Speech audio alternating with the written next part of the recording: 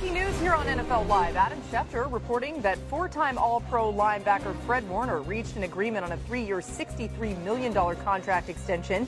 It includes over $56 million guaranteed, makes him the highest-paid linebacker in the NFL. And this is really interesting, as Adam's pointing out. You see their extensions from San Francisco in the last month. Brock Purdy, Fred Warner, George Kittle. And look at this. Purdy, as we know, last pick in the draft. Warner was a third-round pick. Kittle, a fifth-round pick. You see the investment that they've made in these players, the development that you've seen, and maybe just really good identifying of talent in the draft. Look how that's paid off for this team. Of course, we've talked about the 49ers doing some big deals here. Mina, what do you think about Fred Warner and getting this extension done?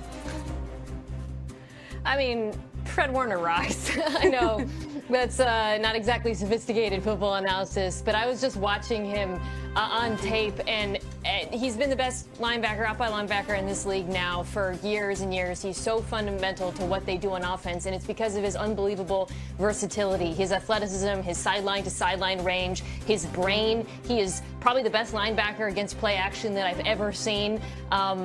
He's a future Hall of Famer. Gets to stay with the team now for more years. This is an obvious no-brainer contract. Yeah, I love it.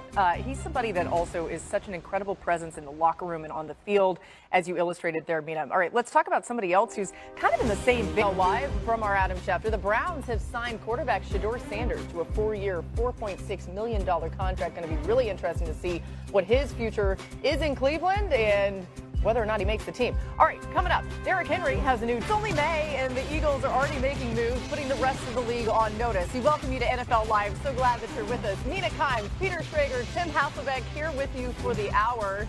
Guys, there's a lot to get to. Let's start with some news out of Philly. Nick Sirianni, who you saw a lot off the top of the show there, agreeing to a multi-year contract extension with the Eagles. After leading the team to a Super Bowl, Sirianni's proven he's the right man for the job. The Eagles rewarding him with a long-term deal. Certainly, if you know the story, the journey of Sirianni, it's pretty remarkable. He has been very successful with the Eagles.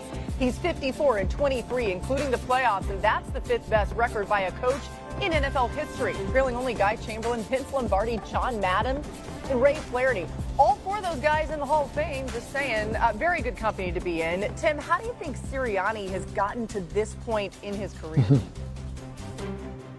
Well, I think first and foremost by being himself, because I think a lot of people would look at the way he does things and maybe say, look, that's not, what a head coach should do, or not what a head coach should do in Philadelphia. But he's been himself, and then he's putting good people around him. Obviously, Howie Roseman has done an excellent job with the personnel in Philadelphia. There's been coordinator change. He's done an excellent job of, with some hiccups, managing through that. And so I think when you do that, you give yourself a chance to be successful as a head coach. He's done that. And when you think about what he's accomplished, just to be very fair to Nick Sirianni, Andy Reid was an amazing coach in Philadelphia. Was never able to win a Super Bowl. Nick Sirianni has been able to do that. And so I think when you put it kind of through that lens, the reward of this contract and also the expectation that he's got an opportunity to continue there in Philadelphia where it is not easy to please people, he's done an excellent job. Yeah, and my take on it is, why shouldn't he get paid? Why shouldn't he get an extension? Everyone else did, and everyone else who has won in the NFL does get that reward. Now, truth of the matter is, Nick Sirianni wouldn't work with every locker room, and Nick Sirianni might not work with every team, but he's Philadelphia's guy, and in that building, they respond to him. The local media had their way with him for the first couple weeks of last season. There was talk after a win in Cleveland in the local Philadelphia airwaves that Sirianni should be removed, should be fired. They respond with that incredible rip on their schedule of just winning all those games in the regular season and then just trashing everyone in the playoffs. Bottom line is this: Sirianni coaches the Philadelphia Eagles as well as anyone could possibly coach the Philadelphia Eagles. If you were to drop him in the LA Rams locker room, would it be the same? I don't know. Kansas City? I don't know. Minnesota? Who knows? It doesn't matter. They found their guy. He works with them. Why should anyone else have a problem with him getting paid and extended? I'm happy for him. I think you can also point to specific things that he does with this roster that he deserves credit for. I think sometimes we look at the Philadelphia Eagles and we say, well, this is Howie Roseman's success story. He built an all-star team, essentially, and that's true. But those players come with their own set of challenges. There's been conflicts on the sidelines. We've seen them happen. He is a player's coach, and those players in particular respond to him. He's also managed through adversity. Tim alluded to this. The Philadelphia Eagles, this time last year, we were all everybody was talking about whether or not Nick Sirianni would keep his job. The fact that he rode through that, oversaw the changes at coordinator, came out on the other side and won a Super Bowl, is absolutely a testament to what he's done there. And then finally, I'll say one more thing, just in terms of his contributions, the aggression he's shown as a game manager. Yes, it is easier to go for it on 4th down aggressively when you have the tush push, which is going to be a hot topic this week. And maybe he's going to have to see what life is like without it.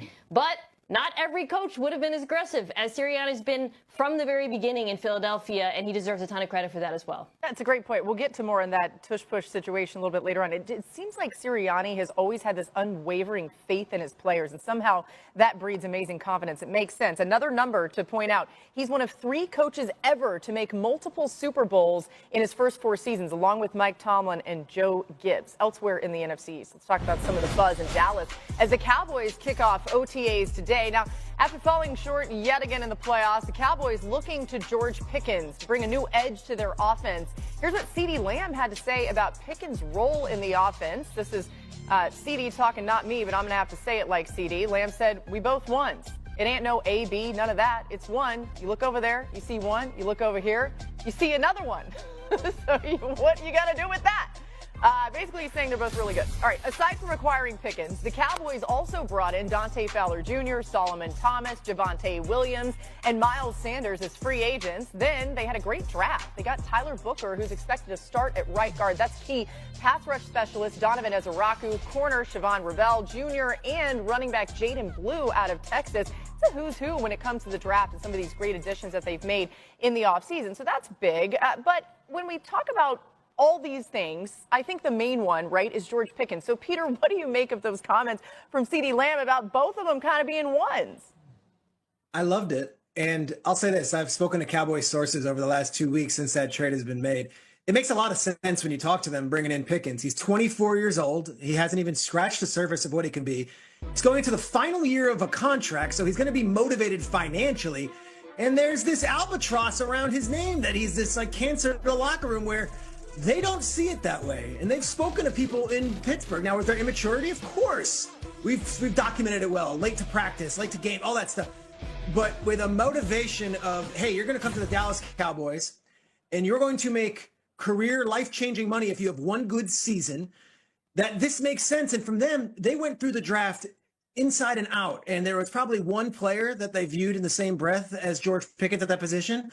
And Teteroa McMillan went to the Panthers 8th overall, so they pivoted, took an offensive lineman.